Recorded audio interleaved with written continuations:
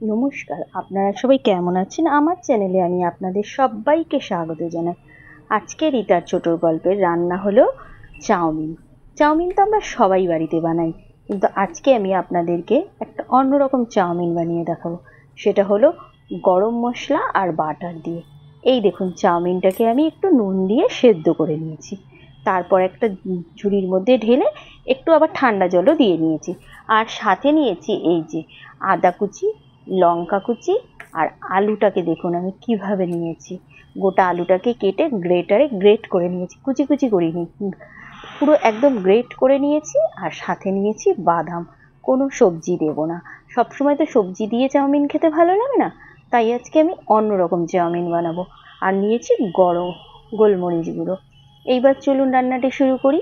এই যে কড়াইয়ের মধ্যে একটু সাদা তেল দিয়ে দিলাম। এইবার বাদামগুলোকে ভেজে নেব। বাদামগুলোকে একটু লাল করে ভালো করে ভেজে নেব।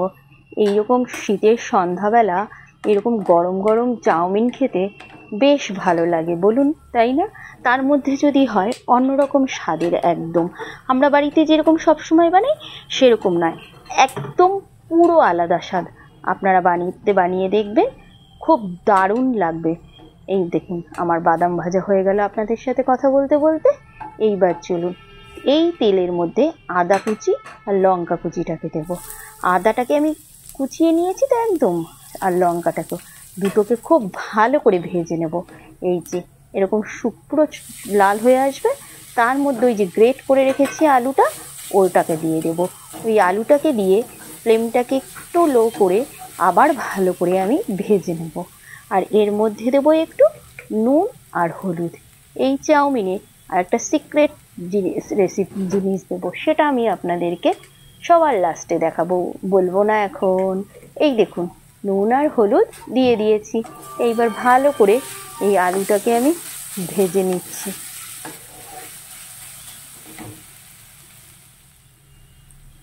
এই যে হয়ে গেল আলু ভাজা।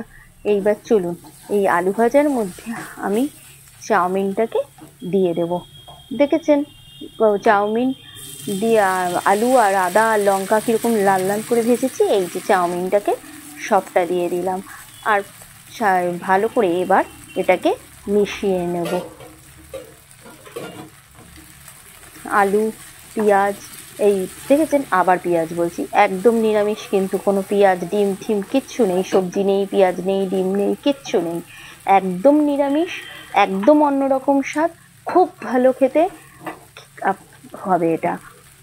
এই যে বাদাম ভাজাগুলোকেও দিয়ে দিলাম। ভালো করে এবার মিশিয়ে নেব। এই যে মেশানো আমার হয়ে গেছে। এইবার আমি এর মধ্যে একটু গোলমরিচের গুঁড়ো দেব। আর যদি নুন কম বেশি হয় আপনারা দেখে নিয়ে দেবেন। আমি একটু নুন কম লাগলো তাই আর একটু নুন দিয়ে দিয়েছি। এবার গোলমরিচটাকেও দিয়ে দিলেন। এই যে এক্ষুনি বললাম আপনাদের স্পেশাল একটা জিনিস, এই যে এই দেখুন এটা একটু বেশ ঝাল ঝাল স্পাইসি হয় তো, তাই সামান্য একটু চিনি দিলাম, তাহলে স্বাদটা অফুরন্ত বেড়ে যাবে। এই দেখুন, কারণ লঙ্কা কুচি দিয়েছি, গোলমরিচ দিয়েছি, দুটো মিলিয়ে বেশ স্পাইসি মতন খেতে হবে, ঝাল ঝাল। আর সামান্য যদি একটু চিনি দিই খুব দারুণ টেস্ট হবে, আপনারা দেবেন, খুব ভালো লাগবে। আমার মতন এরকম চাউমিন বানিয়ে খাবেন। এইবার লাস্ট সেই সিক্রেট আমার মশলা, এই যে গরম মশলা, বাড়িতে যে আমাদের গরম মশলা থাকে সেই গরম মশলা দিয়ে দেবো।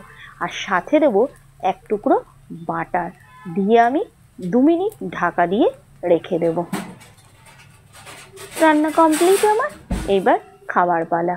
এই দেখুন বাটার দিয়ে দিয়েছি, এবার 2 মিনিট ঢাকা দিয়ে দিই, দেখে নিন হয়ে গেল, কাজ কমপ্লিট।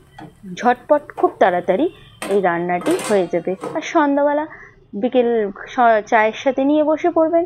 এই যে কমপ্লিট আমার রান্না। চলুন এবার গরম গরম আমি চাউমিনটাকে খেয়ে নিই। আজ তবে আসি, আবার পরের ভিডিওতে আসবো। আপনারা আমার পাশে থাকবেন প্লিজ, ভিডিওটিতে একটি লাইক দেবেন, আর যারা আমার চ্যানেলটি সাবস্ক্রাইব করেনি তারা সাবস্ক্রাইব করে দেবেন।